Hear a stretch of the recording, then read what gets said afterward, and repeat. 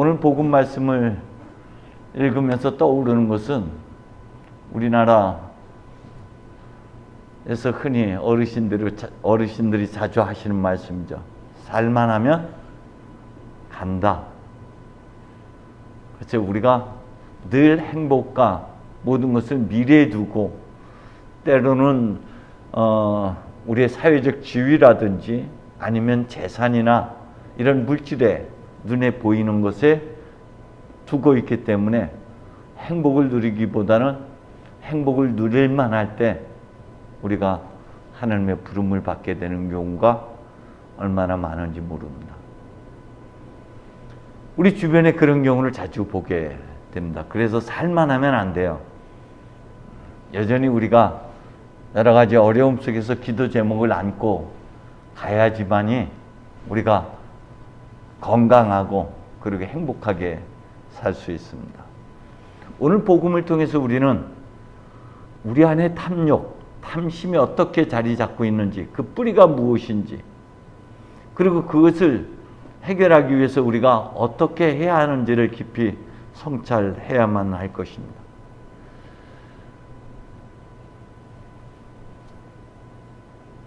재산을 분배해달라고 주님께 요청을 하자 주님께서는 이렇게 말씀하시죠. 어떤 탐욕에도 빠져들지 말라. 탐욕이란 물질적 이득을 지향하는 것이죠. 탐심은 믿음을 잃게 하고 주님의 말씀을 거역하는 길로 이끌어 갑니다. 탐심에 빠지게 되면은 자신의 소유나 취동 능력 등 자신에 대해서, 소유에 대해서 만족하려고 합니다. 그렇기 때문에 거기에는 또 실상 만족이 없죠. 늘 배고플 뿐입니다. 하나님과 무관하게 살게 하기 때문에 이것은 결국 우상 숭배라고 골로새서는 말하고 있습니다. 더 많이 가지려는 욕망, 이 탐욕, 탐심은 죄의 뿌리가 되죠. 야고보는 사람이 자기 욕심에 끌려서 유혹을 당하고 함정에 빠지게 됩니다. 욕심이 잉태해서 죄를 낳고 죄가 자라서 죽음을 가져온다고 했습니다. 때문에 물질, 눈에 보이는 것, 그것을 얻으려고 하는 것, 그것은 결국 하나님과 우리의 사이를 멀어지게 할 뿐입니다. 골로새서는 우리에게 이렇게 말해요. 천상의 것에 마음을 두라고, 지상의 것, 눈에 보이는 것에 마음 두지 말라고. 하지만 우리는 현실을 살아가면서 눈에 보이는 것을 따르지 보이지 않는 하나님을 따르지는 않는 것 같아요. 믿는다고 하지만 우리의 삶의 여정은 주님과 주님께서 예루살렘으로 당신 자신을 비우러 가는 그 길에 동행했던 제자들처럼 여전히 뭔가 이득을 얻으려는 욕심으로 신앙의 여정을 가고 있지는 않은가. 같은 길을 가는 것 같지만 여전히 다른 삶을 살아가고 있는 것이죠. 탐욕이, 이 탐심이 결국 죄의 뿌리가 됩니다. 아담과 하와가 그 나무를 쳐다보니 그럴 것 같아서, 영리해 줄 것 같아서, 먹음직스럽고 탐스러워서, 그럴 것 같아서에 속아서, 자기 욕심에 속아서 죄에 빠지게 되죠. 하지만 예수님은 동일한 유혹에서 사람이 빵으로만 살 것이 아니라 하나님의 입에서 나온 말씀으로 살리라 하며 유혹을 물리치셨습니다. 사실 눈에 보이는 물질은 행복의 수단이지 결코 목적이 될 수 없습니다. 그런데 우리는 이 수단을 목적으로 삼고 살아가곤 합니다. 하나님께서 우리에게 주신 모든 것은 함께 나누라고 주신 것이고, 사도 바울의 표현대로 나눔이 주는 것이 받는 것보다 행복하다는 그 기쁨을 맛보게 하기 위해서 주님께서 우리에게 많은 것을 갖게 해 주셨습니다. 많은 것을 소유하고 있다는 것은, 높은 지에 올라 있다는 것은 그만큼 책임이, 그 의무가 커진다는 것이죠. 그런데 우리는 그것을 움켜잡기만 합니다. 성경 끊임없이 우리에게 말씀하십니다. 바라는 대로 남에게 해주어라. 남에게 주어라. 그러면은 하나님께서 그 모든 것을 채워주실 것이라고 주님은 말씀하고 있습니다. 재산은 결코 영원한 생명을 보장해 주지 못합니다. 영원한 생명이라는 것은 가치 있고 의미 있는 것입니다. 불로장생하는 것이 영원한 생명이 아닙니다. 생명이라는 것은 하늘의 명을 따르는 것이 생명인 것이고, 그것이 살아있다는 의미인 것이죠. 어떤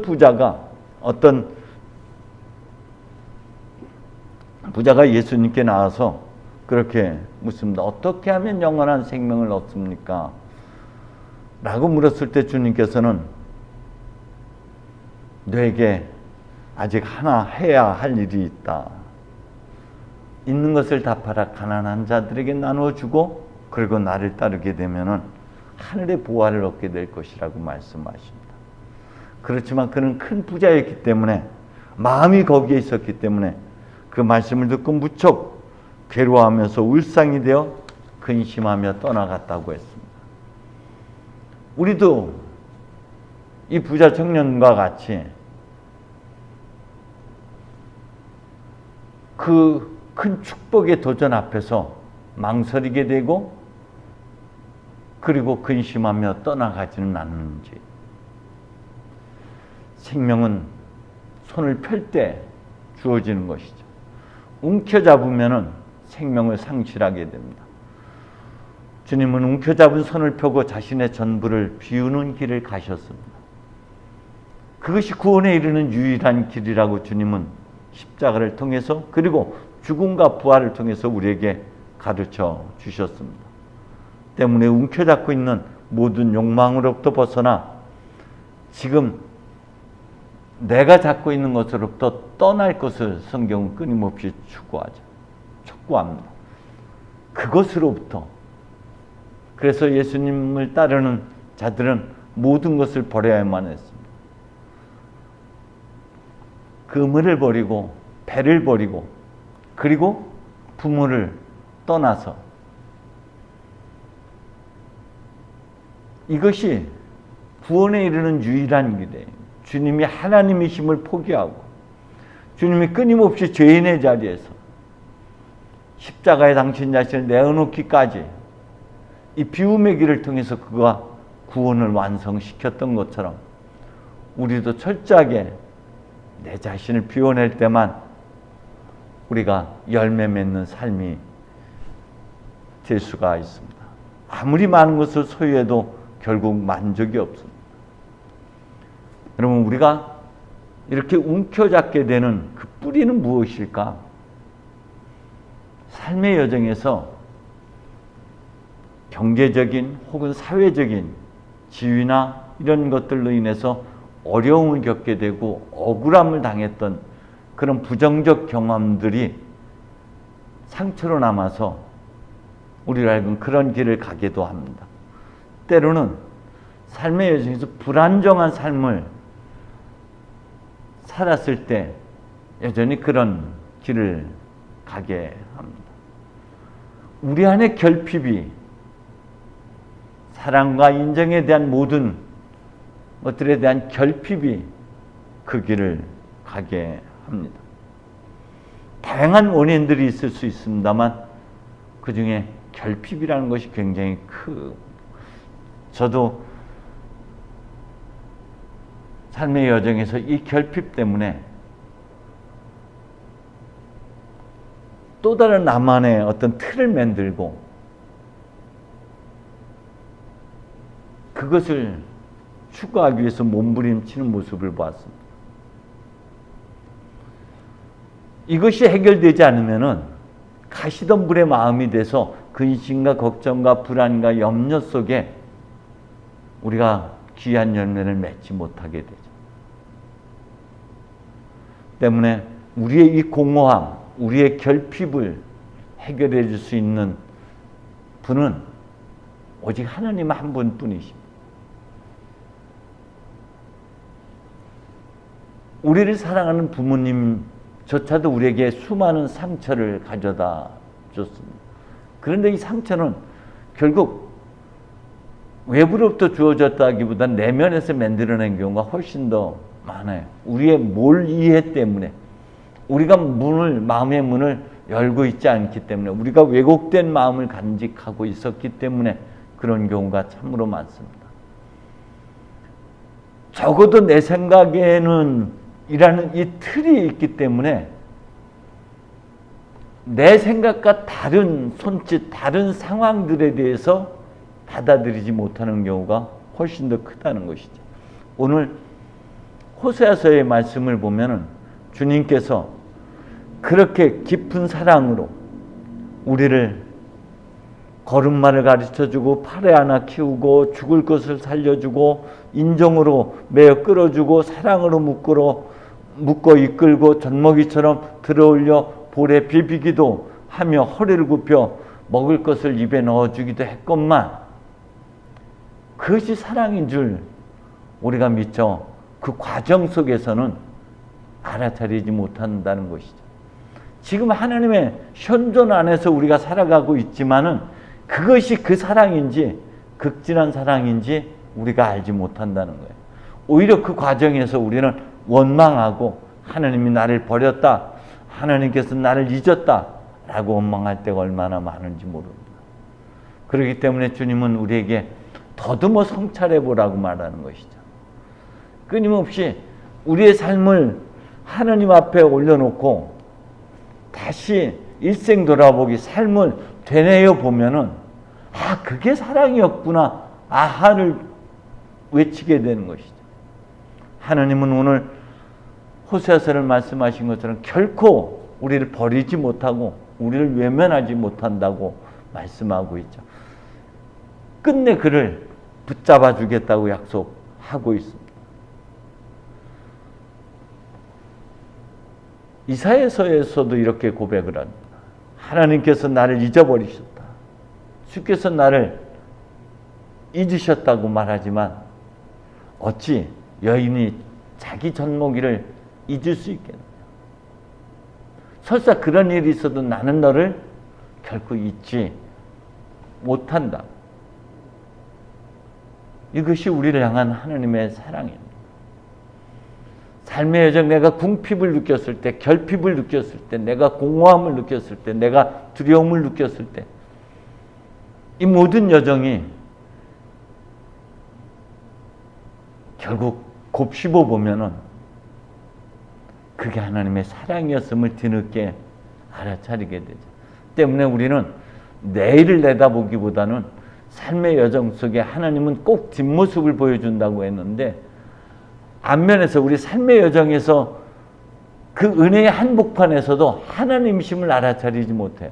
언제나 성찰하고 뒤를 돌아볼 때만 아, 주님의 사랑이셨구나, 이게 주님의 이끄심이었구나, 이게 주님의 섭리였구나, 이게 주님의 은총이었구나 라고 고백하게 되죠. 때문에 우리가 이 우리의 탐욕으로부터 벗어날 수 있는 유일한 길이 있다면은 그때 거기에 계셨던 특별한 은혜로 함께 하셨던 욥의 고난 속에서도 하나님이 함께 하셨던 것을 우리가 고백하는 자리가 될 때만 비로소 우리는 그 모든 것으로부터 벗어날 수가 있죠. 사도 바울이 이 깊은 사랑을 체험했고 그걸 생생히 가슴속에 간직하고 있었기 때문에 나는 그리스도를 위해서 전부를 버렸다라고, 모든 것을 포기했다라고 고백할 수 있었던 것이죠. 우리가 탐욕으로부터 벗어나는 것은 사도 바울처럼 그런 깊은 사랑을 체험했을 때만 그 사랑이 우리로 하여금 손을 피게 만든다는 것이죠. 아무리 비우려고 그래도 아무리 버리려고 그래도 비워지지 않고 버려지지 않아요. 그러나 주님의 사랑이 채워질 때만 비로소 우리는 손을 펼 수가 있습니다. 재물을 하늘에 쌓는 것이 바로 그런 것이죠. 손을 펴는 일이 재물을 하늘에 쌓는 일이에요. 하나님께 인색한 사람은 바로 이와 같이 될 것이라고 말했는데요. 하나님에게 인색하다는 것은 그 자신에게 인색하다는 것이에요. 왜냐하면 삶의 여정 충분히 그렇게 인정과 사랑에 결핍되어 있기 때문에 존재의 원형인 존재케 하시는 하나님을 부정하는 것, 하나님에게 인색한 것은 자신에게도 그리고 타인에게도 인색할 수밖에 없습니다. 그러나 앞서 말씀드린 주님의 극진한 사랑을 우리가 깊이 성찰하고 요한의 영성에서 말하고 있듯이 그 사랑 안에 머물러 있을 때 우리는 손을 펴게 되고 그 사랑이 우리를 살게 합니다. 그래서 우리도 주님께서 말씀하신 대로 모든 필요를 채워주시는 분은 하나님이신 것을 믿고 우리는 하나님의 나라, 하나님께서 의롭게 여기는 것을 구하는 삶으로 나가게 됩니다. 우리 가슴 안에 하나님의 뜨거운 사랑이 불길처럼 타오를 때만 우리가 탐욕을 버리고 그리스도께서 가신 그 비움의 길을 갈 수가 있습니다.